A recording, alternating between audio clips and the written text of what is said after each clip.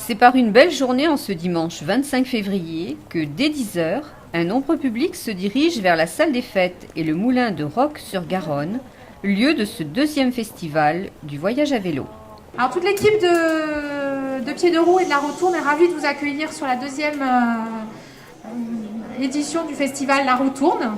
L'antenne Porter-Rock a eu l'idée en 2015 de monter une journée de rencontre sur le voyage à vélo. Grâce à la municipalité qui nous a tout de suite suivis, Monsieur Châtonnet, le maire de Roques, on remercie grandement parce que sans la municipalité de Roques, sans la mise à disposition de tous ces lieux, le festival n'existerait pas. Au-delà du voyage à vélo, en fait, ce qu'on avait envie de dire aujourd'hui, c'est qu'on souhaite que le vélo soit considéré comme un mode de transport à part entière. À l'heure où la pollution, les problèmes de santé, la sédentarité, la diminution de l'espérance de vie sont pointés un petit peu du doigt tous les jours par les médias. Le vélo, il peut apporter des solutions à tout ça. C'est pratique, c'est ludique, c'est écologique, c'est économique et c'est un excellent moyen d'être en bonne santé. Donc, du coup, je passe la journée à Monsieur Châtonnet, le maire de Roques. On remercie encore pour la possibilité de faire cette journée. C'est la deuxième édition et gageons qu'elle aura autant, voire plus de succès que la première édition qui s'est passée en 2016. Une journée consacrée au vélo, mais pas seulement, à voir tous les stands qui sont autour de nous. Je pense que ce n'est pas qu'une journée consacrée au voyage à vélo. Je voudrais que vous vous encouragiez, que vous remerciez l'équipe organisatrice, donc c'est Sandrine Cos et tous les bénévoles. Donc vous pouvez les applaudir, merci à eux. Parce qu'ils ont fait un super boulot, vous le verrez, c'est une belle journée avec une belle météo. Donc bravo Sandrine, tu fais un super boulot. Merci au maire de nous accueillir parce que les conditions sont super. Je vous souhaite à tous et à toutes un excellent festival et j'espère vous retrouver sur les routes de France ou du monde à vélo. Bonne journée. Durant toute la journée, expositions photos, diaporamas et films témoignent de nombreux voyages ou expéditions à vélo.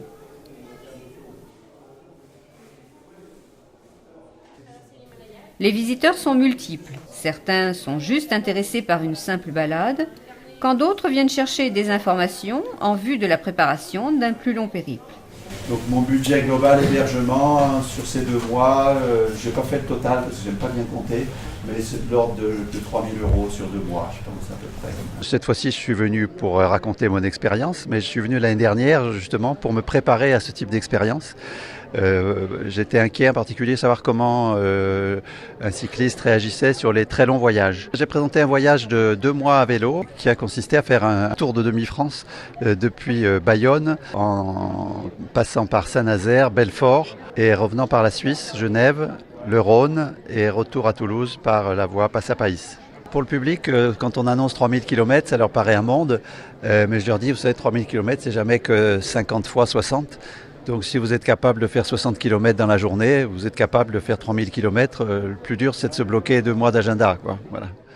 Cette année encore, et pour la deuxième année consécutive, ce festival du voyage à vélo a su trouver son public, comme s'en félicite son organisatrice, Sandrine Coste.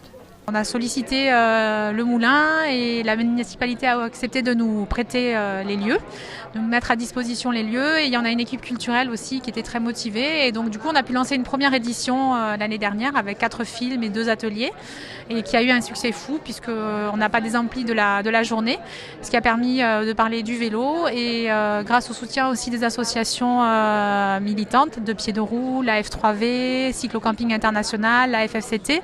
Voilà, ça a été une vraie réussite et donc on recommence. Cette manifestation donne également l'occasion à de nombreuses associations de promouvoir des itinéraires cyclables, comme c'est le cas pour l'AF3V et son délégué régional Julien Savary, qui nous dresse un bilan de la situation. Actuellement, les véloroutes et voies vertes avancent plein pot dans tout le sud. Toutes les collectivités locales commencent à comprendre le bénéfice qu'elles ont à tirer au niveau touristique d'aménager des grands axes pour les randonneurs à vélo. Et les agglos commencent à comprendre qu'en entrant, sortant de ville en sécurité, ce sont tous les habitants de ces agglos qui vont pouvoir aller se promener le dimanche. Notre mission à la F3V, c'est de pousser les collectivités à accélérer ces aménagements. En premier, le canal des Deux Mers, canal de Garonne et canal du Midi, Bordeaux-Toulouse 7, qui hélas est au point mort dans l'Aude et dans l'Hérault. Bon, donc là, il y a 2 départements qui devraient un peu se bouger, se réveiller. Un autre grand axe qui ira un jour de Biarritz au Barcarès, 600 km en passant par Lourdes, Tarbes, Foix, Saint-Giron, l'Ariège, et on arrive à la mer. Un autre axe plein d'avenir, c'est la véloroute Vallée du Lot, qui partira d'Aiguillon, le confluent avec la Garonne, et qui arrivera jusqu'à la Lozère, jusqu'aux sources du Lot, en passant par Cahors, Saint-Cyr-la-Popille et tout l'Aveyron. Magnifique. Et 4e axe, très important qui avance, celui qu'on appelle la véloroute Vallée du Tarn, Causse du Larzac, Sud-Cévennes, qui partira de Moissac, qui passera à Montauban, qui suivra la vallée du Tarn jusqu'à Albi, ensuite en Biallet, ensuite Saint-Afrique, ensuite on monte sur le Causse du Larzac, magnifique, et on redescend, on se laisse descendre jusqu'au Vigan et jusqu'à la mer, jusqu'à la Grande Motte. Donc là, on a chaque fois 4 ou 5 grands axes qui permettront de traverser le sud en 1 semaine ou 2 à vélo, en faisant 50 à 60 km par jour, en changeant de paysage complètement, en changeant de végétation, en passant de l'Atlantique à la Méditerranée. Magnifique. Autres associations partenaires, Cyclo-Camping International et la Fédération française de cyclotourisme, se tenaient à la disposition des visiteurs afin de leur prodiguer leurs meilleurs conseils en matière de voyage à vélo. Ce que j'ai envie de dire aux gens, même avec famille, que ce n'est pas difficile de faire du voyage à vélo, qu'il faut commencer par des régions plus ou moins plates, et à son rythme, surtout ne pas chercher à faire trop.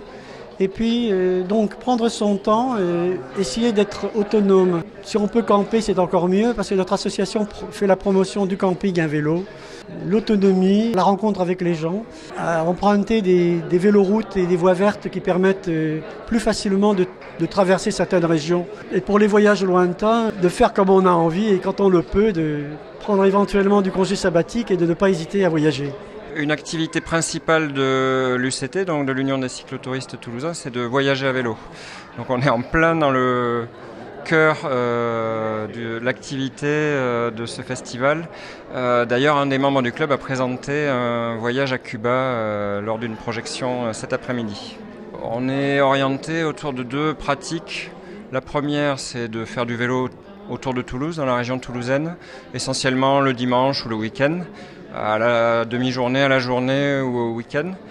Et au-delà de ça, on essaie de prolonger donc cette pratique lors de voyages en France, en Europe ou alors plus loin à l'étranger comme récemment en Amérique du Sud ou en Asie. Alors nous sommes des usagers très fréquents des infrastructures évidemment prévues pour les cyclistes à Toulouse et dans la région toulousaine. La FFCT, la fédération, intervient au niveau des ligues et des régions pour conseiller dans le cas de certains aménagements cyclables et notamment au niveau des pratiques liées à la sécurité. Les pouvoirs publics également invités ont pu témoigner des efforts en cours et des actions menées dans l'aménagement de nouvelles pistes cyclables. C'est une évidence pour nous, Toulouse Métropole, de participer à ce type de manifestation que l'on soutient par ailleurs, parce que c'est vraiment emblématique de l'action que l'on mène donc au niveau de Toulouse Métropole, de favoriser donc les modes actifs et les cheminements doux. Pour la liaison entre l'Oncopole et Portet, eh bien c'est un dossier que l'on suit depuis 3 ans, enfin depuis que je suis en charge de cette délégation. Nous, ça y est, on a fait, on peut aller en vélo de la place du Capitole jusqu'à l'Oncopole et au-delà jusqu'à la limite de Portet, puisque c'est ce qu'ont fait les cyclistes ce matin. Malheureusement, on se heurte à des freins liés aux emprises foncières, puisqu'il y a des riverains qui n'ont pas très envie de libérer leur terrain pour faire des pistes cyclables. Donc on est obligé de passer par une déclaration d'utilité publique, par une expropriation, et donc forcément ça prend du temps. On a aussi des passerelles au-dessus qui vont faciliter la liaison entre l'Union et Toulouse, donc qui vont être inaugurées cette année. Et puis vers la zone d'Airbus, donc on va prolonger, on n'a pas tout à fait terminé, mais on travaille beaucoup pour faciliter les itinéraires des vélos taffeurs d'Airbus. Donc là en particulier le long de la rocade Arc-en-Ciel, et ça va être inauguré là à la fin du printemps. Alors ce festival pour moi est particulièrement important parce qu'en fait ça représente tous les passionnés des déplacements en vélo, des voies vertes. Or le conseil départemental de la Haute-Garonne s'engage en ce moment très fortement sur ce sujet-là à travers 3 axes. Un qui est bien connu, le canal des deux mers, de la Méditerranée à l'océan en passant par la Haute-Garonne, mais aussi 2 nouveaux axes qui sont en train de se développer. La voie des piémonts pyrénéens qui va traverser là aussi de l'océan à la Méditerranée, et puis un axe qui est une priorité pour nous, qui permettra d'aller de Toulouse en Espagne en suivant la Garonne, donc de Toulouse aux sources de la Garonne, Transgarona, qui pour nous est le grand projet du moment. Pour pouvoir faire Toulouse-l'Espagne, il faudra passer par Portet. Il y a encore quelques points à résoudre. On a une volonté très forte d'y arriver. Il y a des blocages, mais qui sont liés parfois simplement à des propriétaires fonciers. Ça ne se fait pas facilement. Il y a aussi des questions d'études d'impact, parce que même une voie cyclable, il faut voir l'impact que ça a sur l'environnement. Donc ces points-là, on essaye de les résoudre les uns après les autres, mais l'objectif est bien là, c'est d'avoir d'ici, on espère le moins longtemps possible, la possibilité d'aller jusqu'en Espagne en vélo, en passant par Portet, et pour venir à une prochaine manifestation ici en toute tranquillité. Toute la journée, un nombre important de visiteurs se pressaient dans les allées, très intéressés par la diversité des informations, stands et animations proposées. Alors moi je suis venu parce que je fais du vélo moi-même, je fais des voyages à vélo, voilà. Et donc c'était pour rencontrer un petit peu des exposants, avoir des idées sur d'éventuels voyages à pouvoir faire en avenir. Et après aussi voir des films, des diaporamas, essayer de discuter avec d'autres personnes. Chercher des circuits, des idées pour partir en week-end, partir en vacances, pour faire du vélo en France, découvrir des nouveaux coins dans notre pays qu'on connaît pas tellement en fait. Moi j'habite Toulouse, mais cet été je vais faire un voyage à vélo. Je vais partir de Toulouse pour aller jusqu'à Istanbul. Donc je voulais prendre des informations, connaître des expériences d'autres cyclistes comme moi. Donc c'est pour ça que je suis ici. Je vais faire un voyage dans 1 an et demi, donc je suis là pour prendre des informations sur les films, les vélos et tout ça aussi. Rencontrer des gens qui ont une expérience en vélo. Voilà, pour pouvoir échanger, avoir des informations, que ce soit sur les lieux, sur le matériel, sur la logistique, sur un petit peu tout ça, quoi. Voilà, et passer un moment agréable. De trouver des idées pour des voyages et voir un petit peu les circuits que les gens ont trouvés et voir si on peut y trouver des idées pour nous. Des idées de voyage sympathiques comme j'ai vu l'année dernière, des choses qu'on ne croirait pas possibles et qui finalement sont extraordinaires avec des enfants. C'est une ouverture sur l'immense possibilité de voyager à vélo. Je suis venue voir des conférences, des gens qui ont fait des trajets, des parcours. C'est tellement super leurs expériences que je suis venue prendre leurs expériences et pour moi-même participer, partir faire des trajets, organiser des nouvelles balades. Des idées de balades. Et puis on est aussi intéressé d'aller voir le film des gens qui ont fait un tour du monde. Des plans, des idées et rencontrer des gens aussi. Et surtout des témoignages puisqu'il y a des vidéos qui sont projetées. Découvrir des parcours que j'ai pas idée de faire par moi-même. Je viens chercher des informations sur les pistes, les voyages, les associations et les voyages en vélo un peu plus lointains pour voir s'il y a des gens qui proposent des choses comme ça. Je viens rechercher des idées de voyages à vélo, des itinéraires, des cartes, un partage d'expérience aussi de la part des intervenants. Comment est-ce qu'on peut accéder à des randonnées comme la Pyrénexus qu'on a vue ce matin ? Et puis bien sûr revenir l'an prochain pour la prochaine édition du festival. De nombreux stands faisaient la promotion d'itinéraires reconnus ou à découvrir, avec l'accompagnement d'une offre culturelle et touristique toujours plus importante et diverse. Donc nous venons présenter dans ce festival dédié au vélo l'itinéraire du canal des deux mers pour en faire la promotion. C'est un itinéraire qui est récent et ce canal donc est un produit touristique qui permet de relier l'Atlantique aux rives de la Méditerranée par le sud de la France et un patrimoine très riche qui permet à des clientèles de la région toulousaine de découvrir leur nouvelle région Occitanie et c'est adapté cet itinéraire du bord du canal est adapté donc à une clientèle à la fois familiale et une clientèle de cyclotouristes qui peuvent parcourir toute la région au départ du canal des Deux Mers. Alors on parle beaucoup de slow tourisme, mais c'est un peu une autre façon de voyager, une autre façon de découvrir des territoires ruraux. Et le vélo et le rythme du vélo est tout à fait en phase avec ce qu'on a à proposer en matière de tourisme vert, de d'écotourisme, c'est-à-dire une découverte des gens, des productions. On peut s'arrêter dans des petites villes, aller au marché, préparer son pique-nique à base de produits locaux, prendre le temps de discuter avec les gens, visiter, voilà. Et c'est l'esprit de ce qu'on appelle le slow tourisme, et le vélo est parfaitement en phase avec cette offre touristique régionale.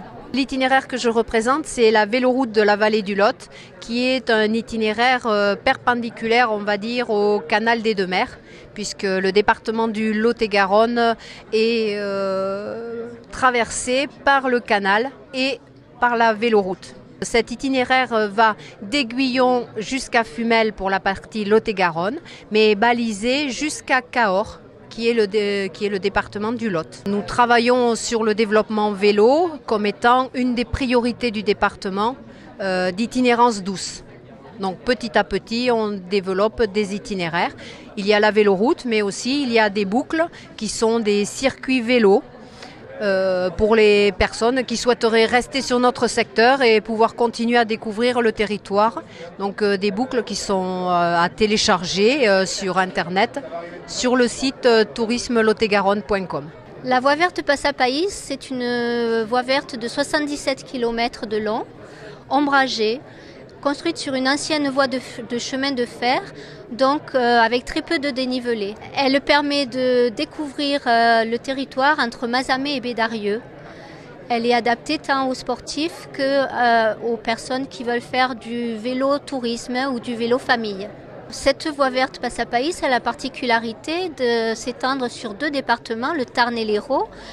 Et elle est aussi sur la ligne de partage des eaux, du moins elle la suit. Et donc on peut passer de la prairie à vaches aux forêts de châtaigniers, aux gorges d'Éric, avec les ruisseaux et le paysage très minéral. Donc elle est très variée, tant au niveau des paysages que des cultures et des spectacles et des festivals qui s'y rattachent si on veut être un peu curieux de ce qu'il y a autour. Alors le Gers est présent sur ce salon pour promouvoir la destination et ses circuits cyclotouristes. Alors on a tout un tas de circuits qu'on peut retrouver sur notre site, qu'on peut télécharger en GPX avec tout un descriptif, des photos, tout notre patrimoine, notre gastronomie, toute notre offre autour de l'onotourisme. Donc ça c'est quelque chose qu'ils peuvent voir tout au long de leur parcours et ils peuvent se régaler les papilles et les yeux. Et ensuite, on a une voie verte de 20 km qui va de Condom à la Groslay et qui sera plus tard étendue. Actuellement, le département de l'Ariège est positionné pour développer la pratique du vélo sur le département. Et donc, en tant qu'agence de développement touristique, nous avons trouvé judicieux d'être présents sur ce salon, puisque notre offre vélo est assez enrichie avec à la fois des circuits cyclosportifs. On a également 2 grosses voies vertes, puisqu'elles font chacune 40 km. Nous attendons la V81 qui relie donc Perpignan à Bayonne.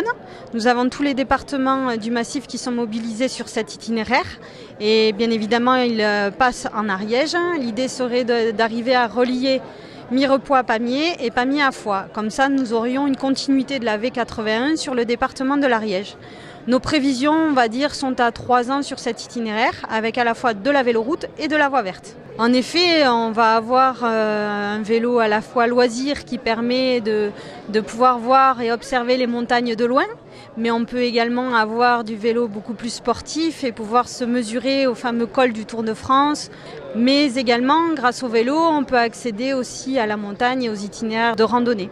Et nous avons également de nombreux itinéraires VTT sur tout l'ensemble du département, avec également une grande traversée VTT qui part d'Ax-les-Thermes et qui arrive jusqu'à Saint-Giron. Pour nous, ça correspond à un événement qui nous permet de promouvoir une offre une offre que l'on estime intéressante pour le public qui fréquente ce salon, notamment l'offre d'itinérance que nous proposons à travers le Tour du Luberon et le projet du Tour du Verdon. Il y a une vraie demande pour venir en Provence. La Provence est attirante d'un point de vue vélo et pour pratiquer le tourisme à vélo sur des petites routes tranquilles, sur des voies vertes, voilà, qui sont autant d'itinéraires que l'on peut promouvoir, proposer. Nous animons un réseau de professionnels du tourisme qui sont des valeurs ajoutées aux itinéraires que l'on propose. C'est-à-dire que l'utilisateur va pouvoir trouver des hébergements, des restaurateurs, des loueurs de vélos, tout autant de professionnels qui sont labellisés Accueil Vélo et qui donc se rendent accessibles et disponibles pour des cyclistes. Donc ça permet, lors de l'organisation d'une randonnée, de pouvoir séjourner à l'étape dans de bonnes conditions. La route Pyrénexus est une route cyclable circulaire et transfrontalière. Il est de 350 km. Et on peut faire comme vous voulez, c'est-à-dire vous pouvez partir de Gérone et retourner à Gérone parce que la route c'est circulaire. Il y a 2 points qui sont les plus compliqués, qui sont les points où la route traverse les Pyrénées et traverse la frontière, qui sont l'école d'Ares et l'école de Panissas. Un c'est à la Jonquera et l'autre c'est à Molló, Prats de Molló. Durant toute la journée, chaque visiteur venu à vélo pouvait également profiter des services d'un atelier de réparation et de gravage des vélos. Ces divers services sont également proposés toute l'année par la Maison du Vélo, située en face de la gare Matabio à Toulouse. La Maison du Vélo a pour objectif tout simplement de favoriser la pratique du vélo et en l'occurrence elle met en place une multitude de services pour les habitants de Toulouse Métropole et effectivement aussi de la région puisque Toulouse étant la capitale de la région. Donc on a une multitude de services tels qu'une vélo-école, un service de location longue durée, un atelier participatif, un centre de ressources dont il y a quelques échantillons ici qu'on appelle la Vélocitech. On fait de conseils en mobilité, on accompagne aussi les entreprises à se doter de services ou de location de vélos, de parcs de location de vélos pour le domicile-travail. On a un organisme de formation, on a une agence de voyage, on a une multitude d'activités. Nous sommes 16 salariés et quelques 1800 adhérents qui ont souscrit une adhésion en 2017. Un salon qui a également permis à ses visiteurs de découvrir un grand nombre de prestations et services liés à la pratique du vélo. Pour résumer le concept de façon très simple, c'est une balade avec le vélo qui est fourni et le moniteur, moi en l'occurrence, qui accompagne le groupe pendant la balade. Alors moi je suis moniteur de vélo, j'ai un diplôme d'État et puis je gère l'agence que j'ai montée. C'est le principe du vélo électrique pour amener les gens à sortir un peu des sentiers battus, aller faire du dénivelé, enfin les gens non sportifs j'entends. Le vélo c'est un peu dur de temps en temps et pour pouvoir profiter des beaux paysages il faut grimper et avec l'assistance c'est mieux. L'entrée c'est 35 € par personne pour une balade de 2 heures à Toulouse par exemple pour visiter la ville rose ou autour de mon camp de base à Clermont-le-Fort, un petit village en bord d'Ariège. Je fais des excursions à la journée à Carcassonne, au château de Montségur, une demi-journée à Albi, autour de l'agglomération toulousaine, jusqu'à un séjour itinérant en Espagne, entre l'Aragon et la Navarre, ou dans les Pyrénées, en Ariège, dans le Comminges. Enfin voilà, ça va de la petite balade jusqu'à l'itinérance de plusieurs jours. Eh bien, nous sommes un site web dédié uniquement aux cyclistes, ça c'est une première originalité parce qu'il n'y en a pas tant que ça. Et aux cyclistes, on va leur permettre de découvrir des destinations, des parcours qui sont vraiment qualitatifs, c'est-à-dire qualifiés, détaillés. Et autour de ces parcours, on va présenter tout l'écosystème, c'est-à-dire qu'ils vont pouvoir trouver déjà des informations pratiques, des points d'eau, des structures d'accueil. Une des autres particularités, c'est qu'on n'est pas un site institutionnel, on est plutôt un site communautaire, c'est-à-dire que les gens vont valider les contenus, donner des avis sur les circuits, sur les hébergements qu'ils ont pratiqués, etc. Et vont aussi partager leur parcours. Alors on est venu sur ce salon avec mon ami. En fait, on est tout simplement deux particuliers. On fait du vélo couché depuis relativement longtemps. On a beaucoup de gens qui viennent nous voir et nous sollicitent lors de nos balades en nous disant c'est super, où est-ce qu'on peut en essayer. En fait, on s'est rendu compte qu'il n'y a pas trop d'endroits où les gens peuvent en essayer. Et donc on est venu ici pour faire essayer des vélos couchés à qui veut. On aime beaucoup les voyages et on aime bien les longues distances. Moi je suis quelqu'un d'assez grand, je fais 1m92 et il y a toujours un moment dans une randonnée où j'ai encore le potentiel physique d'y aller, mais ça fait mal au dos, ça fait mal aux fesses et donc le vélo couché ça apporte un confort et il y a beaucoup de choses. L'aérodynamisme, on récupère mieux, ça va plus vite sur le plat et en descente, il y a beaucoup d'avantages en fait. Alors l'accueil du public très positif, les gens sont contents de l'essayer à l'extérieur du salon. Il suffit de nous contacter, l'association s'appelle Essai un Azub sur Facebook et on propose aux gens en fait à la demi-journée ou à la journée d'essayer des vélos couchés donc sur les voies vertes, notamment à côté du canal du Midi, un peu partout pour promouvoir encore une fois le bonheur de rouler couché tout simplement. L'idée, elle est venue d'un truc tout simple, on voulait partir en voyage, j'ai voulu créer un objet un peu bizarre, je ne savais pas souder, du coup j'ai cherché des techniques différentes, j'ai trouvé le bambou, j'ai essayé, ça a beaucoup plu sur la route quand on est parti. Et donc du coup je me suis dit que je me plaisais plus trop dans mon ancien métier, donc je me suis lancé dans ce nouveau projet, en sachant que ça existait déjà en Afrique, dans les Vosges, que le premier vélo datait des années 1890 et du coup j'ai voulu essayer de recommencer une aventure dans ce style-là. Plutôt étonné pour certains qui ne connaissent pas du tout le vélo en bambou, d'autres très intéressés par le sujet, surtout sur le versant atelier participatif et de je peux faire mon vélo, très enthousiastes, ce qui met pas mal la pression parce que pour l'instant la commercialisation ça ne sera pas avant 6 mois quoi. L'évolution, c'est alors déjà, moi je pars du vélo droit et après l'idée c'est de le dériver un peu, vélo couché parce que c'est plus simple à faire en termes mécaniques et de torsion. Et là il y a un gros projet d'un triporteur charge lourde à assistance électrique du coup, qui serait un proto fait fin mai. À l'extérieur, les enfants de l'école du cirque Ça Circule de Cugnot proposaient une démonstration originale de monocycle très appréciée du public. Nous on fait du monocycle, il n'y en a qu'une de roue mais du coup ça fait partie des cycles aussi, du coup on est venu intervenir, faire essayer d'une part et montrer ce que nos élèves savent faire. Alors on leur incite à faire du monocycle plutôt que du vélo parce que c'est le thème du cirque justement, c'est un peu l'équilibre, donc c'est un équilibre un peu plus dur que le vélo vu qu'il y a une roue en moins, du coup il n'y a pas de guidon. C'est pas le plus dur dans le cirque mais au niveau de la boule, planche à rouleau, fil, c'est le monocycle qui est le plus difficile. L'accueil du public était très chaleureux, ils étaient un peu étonnés de voir des gens qui faisaient du vélo à une roue parce que c'était à la base pas trop le thème, du coup c'est de la surprise. Bon accueil, ils ont été ils ont pas mal applaudi, ils étaient assez motivés de regarder ça et certains, beaucoup, ont essayé aussi. Compte tenu de la réussite de cette manifestation, chacun attend déjà la 3e édition de ce festival du voyage à vélo et notamment Guillaume Crouot, président de l'association Deux Pieds de Roue, qui se félicite d'un tel succès.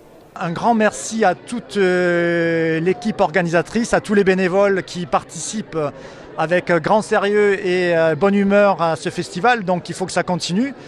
Merci aussi à la mairie de Roques qui nous prête le moulin et cette année la salle des fêtes. On est aussi très bien aidé par la météo, donc les gens ont pu profiter des bons plats d'Eva et de vélo plancha à l'extérieur, donc ça c'est une très bonne chose parce que l'aspect gastronomique aussi dans le voyage à vélo c'est important.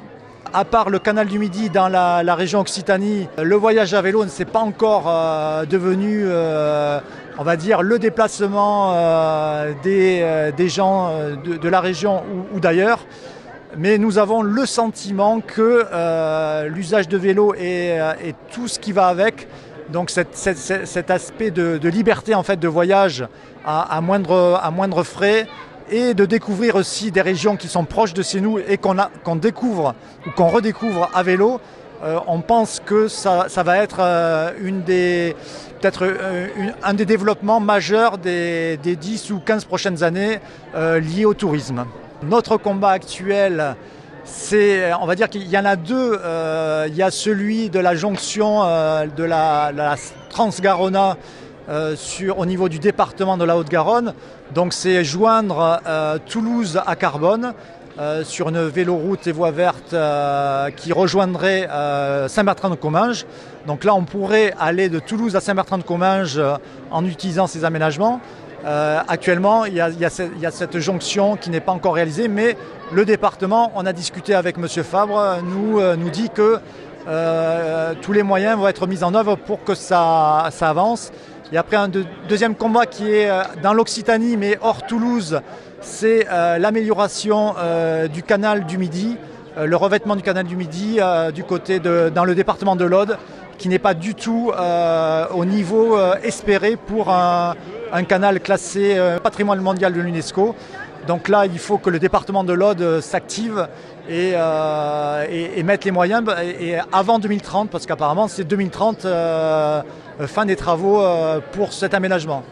L'équipe organisatrice de la 2e édition de ce festival du voyage à vélo se réjouit d'une telle affluence et par la voix de sa responsable, Sandrine Coste, se projette déjà sur l'édition 2018. On va voir quels sont les retours des gens.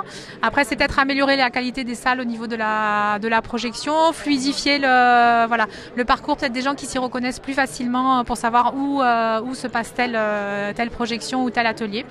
Voilà. Et puis après, en fonction des retours de tous ceux qui sont présents aujourd'hui, on verra qu'est-ce qu'il faut améliorer.